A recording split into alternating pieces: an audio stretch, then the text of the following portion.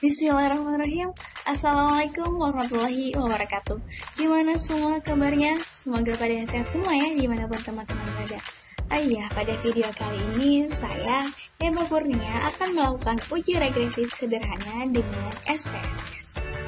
Nah, sebelumnya di sini saya mempunyai data mengenai motivasi belajar dan hasil belajar, di mana terdapat 12 responden di sana.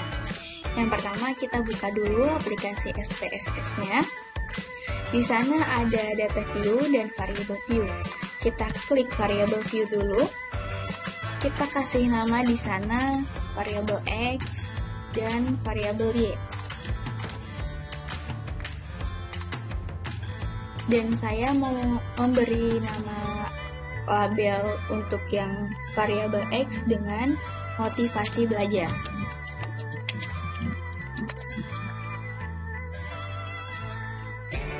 Dan variabel Y dengan hasil belajar. Nah, setelah itu kita pergi ke data view. Nah, di sini belum ada ya, karena saya belum mengopikan dari Excel-nya. Nah, dari Excel sini kita kopikan. Kemudian kita pastekan ke SPSS. Nah, di sini sudah terdapat data-datanya, kemudian kita pergi ke Analyze, kemudian kita cari Regression, pilih Linear. Nah, di sini kita masukkan motivasi belajar itu ke dalam Independent dan hasil belajar ke dalam Dependent. Kemudian kita klik OK. Nah, di sini kita sudah dapat nih outputnya. Oke, kita akan melakukan interpretasi dari output ini.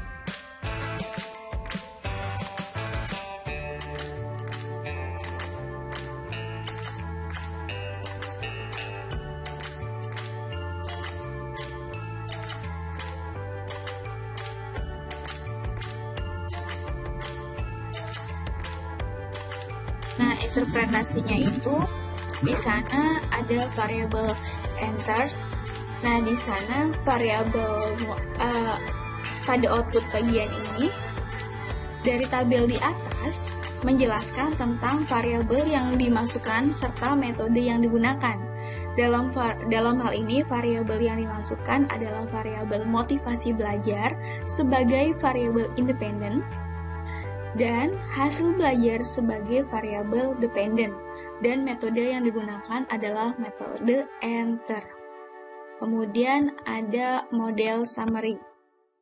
Di model summary ini, di tabel tersebut ini menjelaskan tentang besarnya nilai korelasi atau nilai R sebesar 0,782.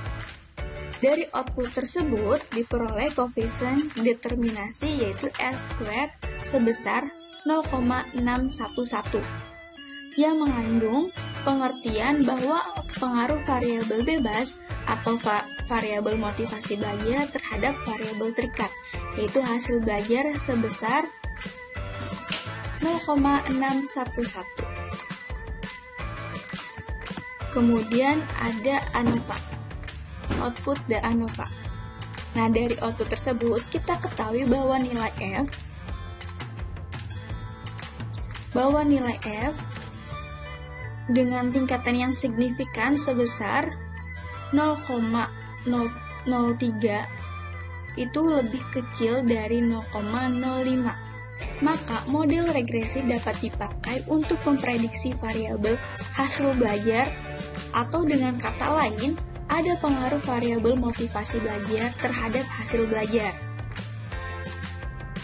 Nah, pada output koefisien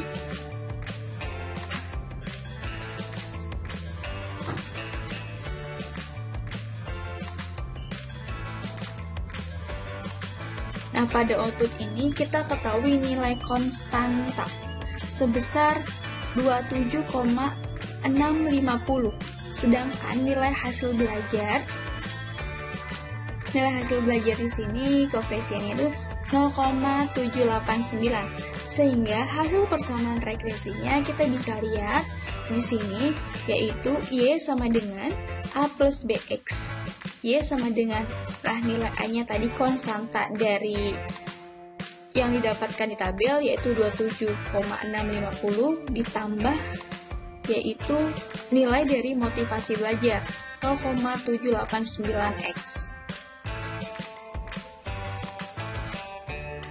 Dari persamaan tersebut dapat kita terjemahkan konstanta 27,650 mengandung arti bahwa nilai konsisten variabel hasil belajar adalah sebesar 27,650 dan koefisien regresi X sebesar 0,789 menyatakan bahwa setiap penambahan 1% klaim motivasi belajar, maka nilai hasil belajar bertambah 0,789. Koefisien regresi tersebut bernilai positif, sehingga dapat dikatakan bahwa arah pengaruh variabel X terhadap Y adalah positif.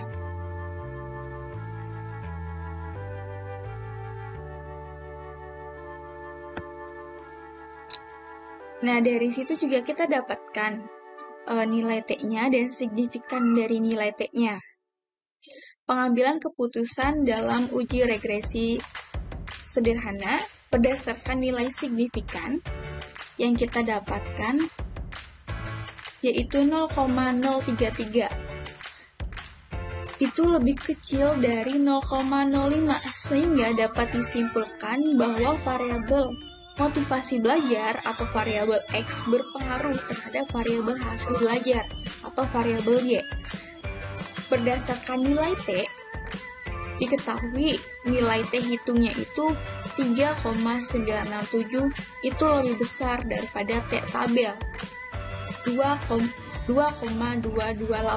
sehingga dapat disimpulkan bahwa variabel motivasi belajar berpengaruh terhadap variabel hasil belajar. Nah, di sini kita pasti bingung gimana sih untuk menentukan nilai T tabel.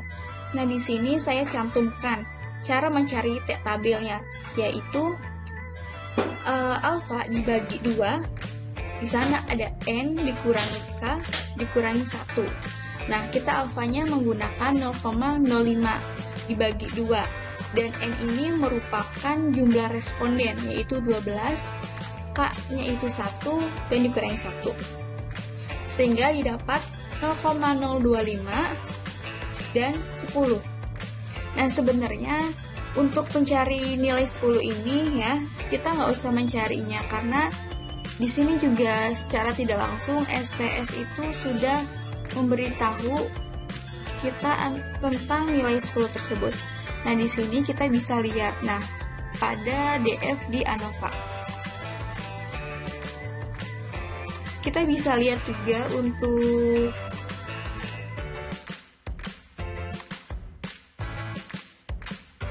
nilai dari T tabelnya, kita bisa lihat di distribusi T tabel. Nah, di sini nilai distribusi T tabelnya. Karena kita tadi itu T tabelnya 0,025 dan ada di poin 10, yaitu 2,228.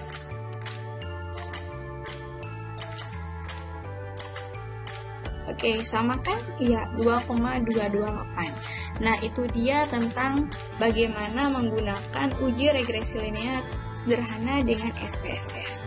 Kurang lebihnya dari saya. Wassalamualaikum warahmatullahi wabarakatuh. Terima kasih.